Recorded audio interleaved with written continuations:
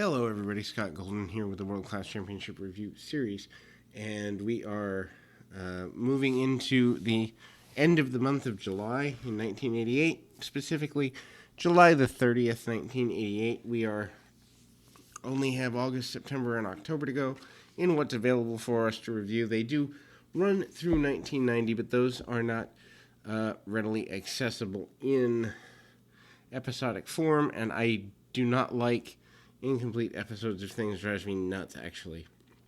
Pet peeve of mine is to watch things that are incomplete. Anyway, July 30th, 1988. We open with Killer Brooks and Steve Simpson. It seems like an odd match here. Just in the sense of Simpson has been feuding so long with Victory and Tatum that to see him in a singles match does strike as odd. A lot of people will remember he is a former television champion, former lightweight champion in the area, so not as though he cannot do singles matches. It's just weird because it hasn't been done in a while. Brooks manages to find himself tied up in the ropes, kicks his way free, comes back, body slam, and several other offensive maneuvers. Headlock game by Simpson on the ground in I guess you'd say a toe hold, kicks his way out of that. Manages to stand toe-to-toe with Killer Brooks. Brooks really used at this point as an upper scale enhancement talent, and Simpson does get a victory in this particular contest. Then we go to Michael Hayes' promo. He addresses the Samoan SWAT team, basically says he's going to bring himself back at another level. At another level. Basically, he says he knows what's coming at them. The Samoan SWAT team may be one of the best tag teams in all of world-class history. He talks about having a partner who just is young and doesn't care, and Steve Do It To It Cox. Interesting name guy there. Anyway, Hayes talks about Buddy Roberts' involvement with the Samoan SWAT team, basically going on and on about that. Steve Simpson, yet again, talks about Tatum and Victory. I'm so tired of seeing these promos. I will say there is one notable thing about the promos with Steve Simpson, specifically in the last few weeks. It looks like they were all taped on in a very similar span of time, maybe a week, maybe all the same week or a week or two, as we see him almost have kind of a black eye going into that, which is just awkward. But basically, he's talking about once again wanting to go a little darker, break some rules if needed. Then we see Jimmy Jack Funk versus Wild Bill Irwin. Irwin, of course, a former Texas champion, former world-class leader in the early 80s.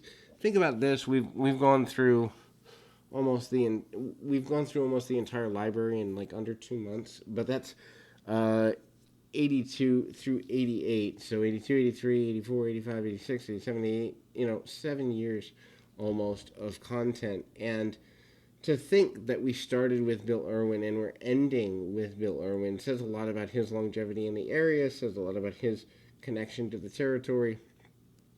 Irwin gets some advantage because he has the size advantage over Jimmy Jack Funk. Funk, really a guy that they've put a couple wins behind, but I don't necessarily know that they have a lot of plans for. Even at this juncture, of course, World Class, I believe, is absorbed into the USWA sometime in '89, if not by the end of '88. So it's an interesting takeover with Jarrett. Matter of fact, as we close what's available on the network, and it's a shame. I'm going to do my best. One of the last projects I do with old school stuff before going into like a full scale raw review of all 1,200 episodes or 1,500 or whatever it is now. One of the last territory things I want to do is find the whole Memphis run, and I believe there's some good 89, 90 USWA stuff available in various sources. Anyway, there is a decent backbreaker by Irwin. Irwin, though, does not hook the leg, which comes back to bite him. It's interesting to see Bill Irwin predominantly seen as a babyface. Jimmy Jack Funk is managed by Skandar Akbar now. Irwin, I guess, kind of rebuffed him a little bit. So that continues. Falling suplex attempt from the outside in. Irwin gets the better part of that. Irwin manages to almost get hung with the cowbell disqualification on Jimmy Jack Funk, and the cowbell is tossed around. Then we see Akbar having words for the Von Erichs. Same promo as almost always. Hayes is a sissy. Hayes is going to get his. The Von Erichs have been trying to stop Akbar for too long a time.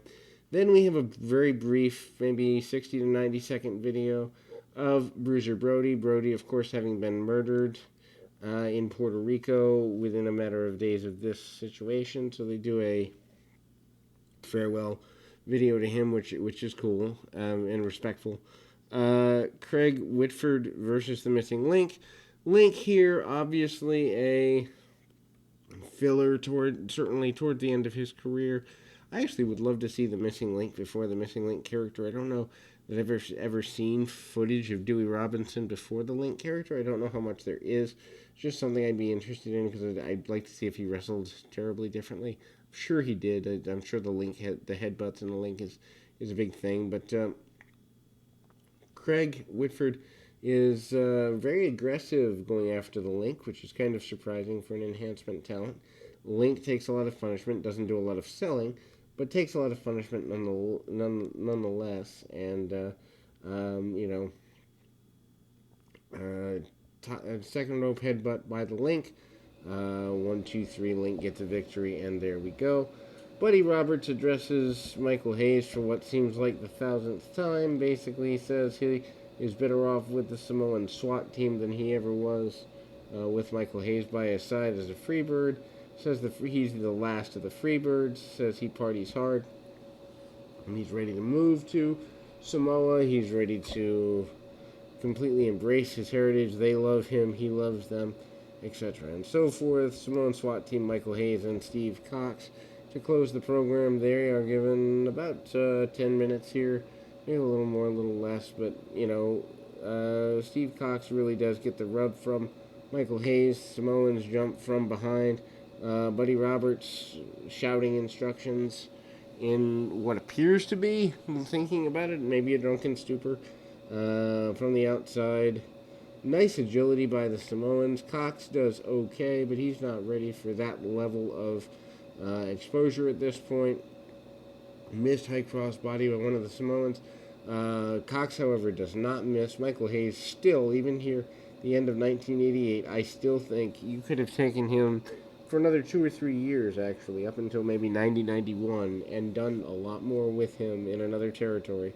By 94, he's done, but, I still think he had good years left. Hayes comes in, works the arm of one of the Samoans. I don't know that working a body part with the Samoans really makes a lot of sense, but it makes sense with the psychology of what wrestling was in 1988, and Cox is... I think they hung around for a continuation of what they'd been doing, maybe what you would have seen is Steve Cox move into the perennial challenger for the lightweight championship. At least I think that's where you're going to go. Needless to say, Buddy Roberts on the outside, unhappy with all that's going on. Samoans do get the crowd up in terms of they have such a family heritage that they know what they're doing. Even if they're really young, early 20s, whatever, it's there. And I think there's something to being second or third generation star, having an intrinsical knowledge of when to bump, when to sell, when to strike, how often to strike, all of those things that if you really want to be good, study second generation wrestlers, male or female. There are less female second gens to study, but they do exist. But I think there's value to that, and Samoans ground and pound a little bit, using some nerve holds, using whatever they can. Cox remains in the ring for the majority of time, goes for a sunset flip, too close to the Samoans' corner. Samoans, again, cutting the ring off. front face locks, and the like. Buddy Roberts is animated the entire time.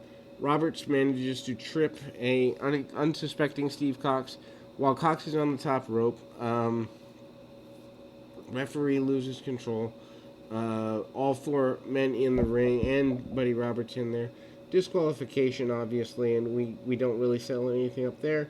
We will return with the month of August here in World Class right after this.